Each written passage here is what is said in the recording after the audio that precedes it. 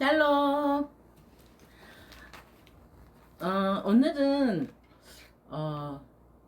비밀 휴거라고 아십니까? 비밀 휴거는 없다. 1992년 10월 29일 목요일 경향신문에 이런 신문이 기사가 났었죠.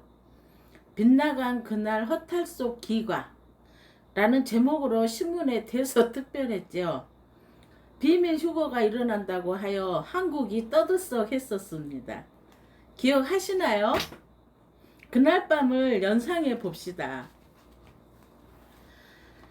시한부 비밀 휴거론자들의 모습입니다.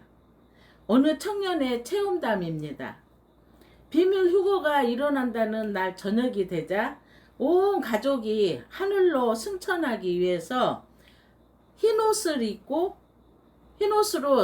온 가족이 갈아입고 각자 자기 방에서 기다렸습니다. 밤 12시가 되자 자명종이 울리기 시작했죠. 나는 몸이 뜨면서 휴거 될 것을 기다리면서 자명종 소리를 듣고 있었습니다. 결국 내 몸은 뜨지 않았습니다. 어느 청년의 체험담입니다. 나는 깊은 두려움에 빠져서 방에서 꼼짝도 하지 않고 울었습니다. 성도 여러분, 이 장면이 어떤 장면일까요? 잘못된 가르침도 진심으로 믿으면 이런 태도가 나옵니다. 그런데 진리를 믿는 사람들이 이런 태도가 안 나오면 문제가 되겠죠? 청년은 한참 동안 울다가 급히 옆방에 있던 할아버지 할머니 방으로 갔습니다. 왜냐하면 다른 사람들은 휴거 당하지 않아도 할아버지 할머니만큼은 신앙이 좋으시니까 휴거 당하실 거라고 믿었기 때문입니다.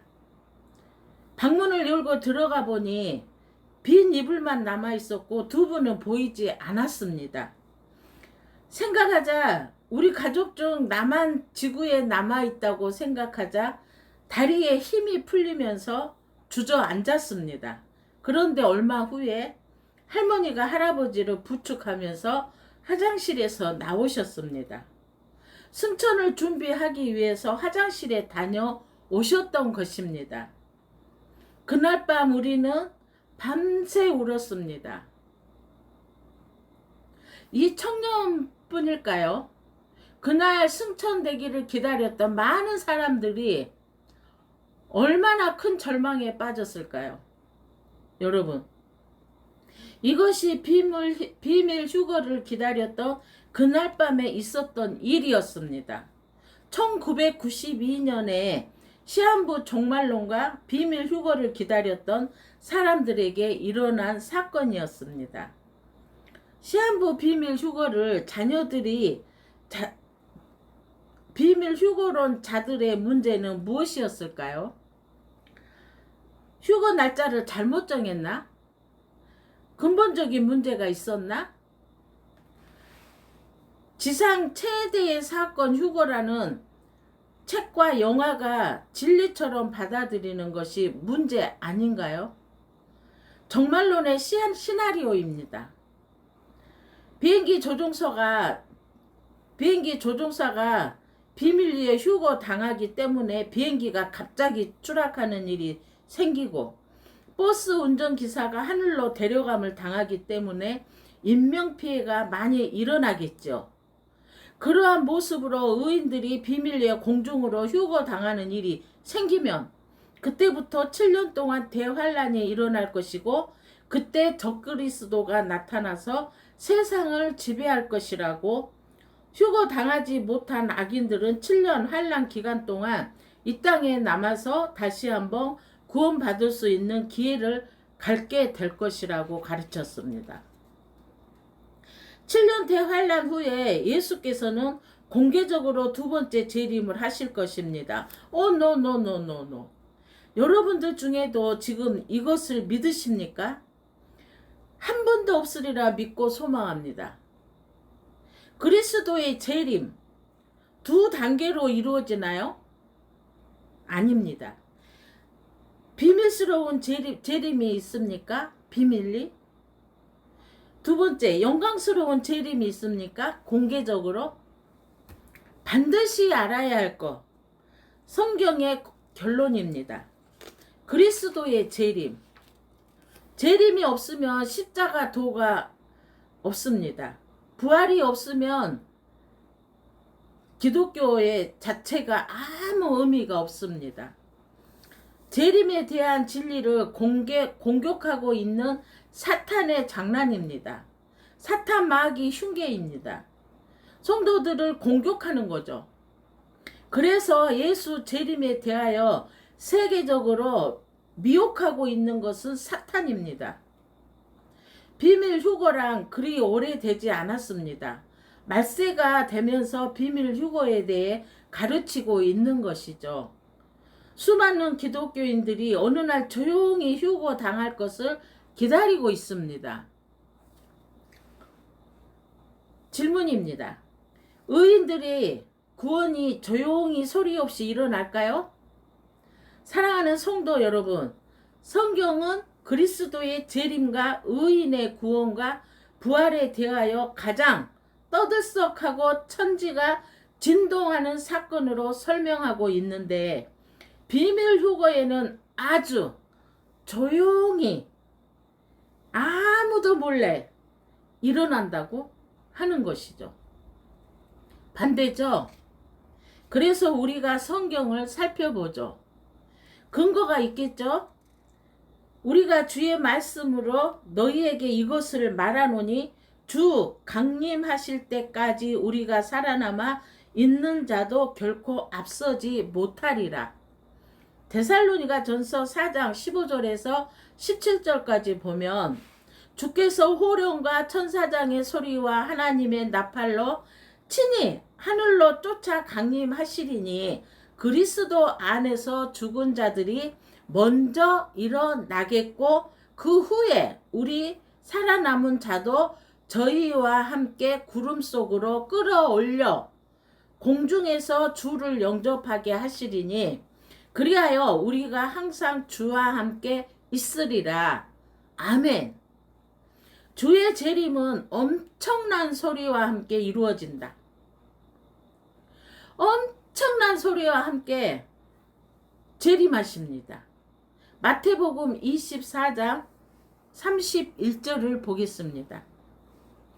저가 큰 나팔 소리와 함께 천사들을 보내리니 저희가 택하신 자들을 하늘 이 끝에서 저 끝까지 사방에서 모으리라. 예수님께서는 재림했을 때 큰 나팔 소리가 왜 울려야 할까요? 큰 나팔 소리가 울려야 하는 이유가 있습니다. 죽은 의인들을 무덤에서 깨워야 하기 때문이죠. 하늘과 땅에서 큰 나팔 소리가 날 때 지구 전체에서 무덤이 열리고 의인들이 걸어 나올 것입니다. 의인들이 부활해서 모두 나올 것입니다. 죽었던 아기들이 엄마 품에 안길 것이며 부모와 형제들이 만날 것입니다. 한호송이 들리고 기쁨의 눈물이 넘쳐날 것입니다. 그런데 이런 일이 비밀리에 일어난다고요? 노. 아무도 모르게 조용히? 정말 가능한 일일까요? 절대 노입니다. 참 이상합니다. 이런 가르침을 수많은 사람들이 믿고 따라간다는 자체가 이해가 안 됩니다. 은혜는 이해가 안 돼요. 그리스도의 재림과 의인들의 부활과 구원은 천지가 개벽하는 지구 역사의 마지막 사건입니다. 재림의 영광스러운 사건이 어떻게 조용히 이루어질 수 있을까요? 고린도 전서 15장 55절에 사망아 너의 이기는 것이 어디 있느냐?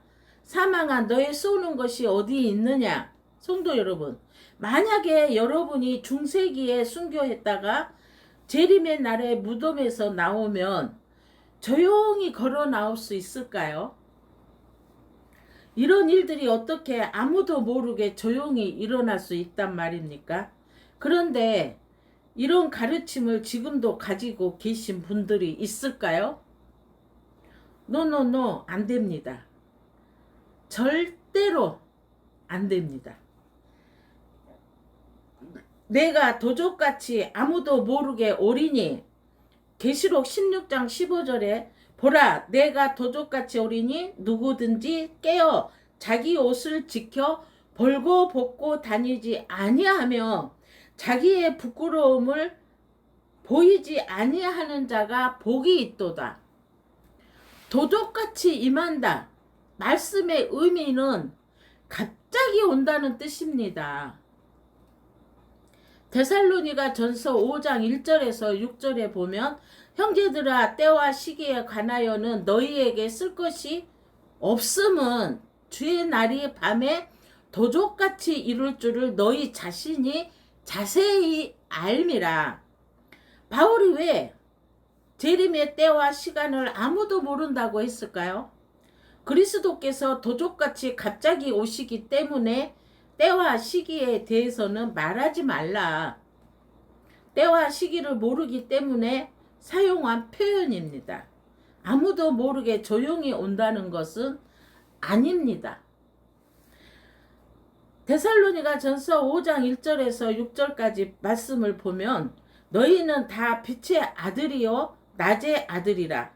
우리가 밤이나 어두움에 다 속하지 아니하나니 그러므로 우리는 다른 이들과 같이 자지 말고 오직 깨어 근신할지니라. 아멘. 어떤 사람들에게 예수께서 도적같이 임하시는가 알아볼까요? 어두움에 속한 사람들, 재림에 대한 진리를 모르는 사람들, 말씀을 깊이 연구하지 않는 사람들, 이런 분들에게는 어느 날 갑자기 도적같이 임하시는 것입니다. 왜? 말씀을 모르기 때문이죠. 빛의 자녀들에게는 재림이 도적같이 임할 수 없어요. 왜? 그리스도의 재림을 기다리기 때문이죠. 재림의 징조를 살피는 사람들, 예언을 연구해서 진리를 아는 사람들, 얼마나 분명합니까? 여러분, 이 2부에서 더 놀랍고 더 진솔한 말씀을 드리겠습니다. 2부를 기다려 주십시오.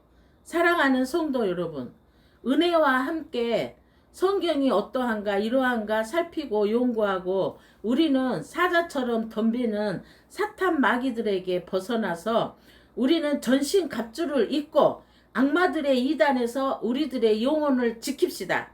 주님 재림하시는 그날을 기다리며 주여 오시옵소서 기다리고 있사옵니다. 아멘. 아멘입니다. 2부에서 만나요.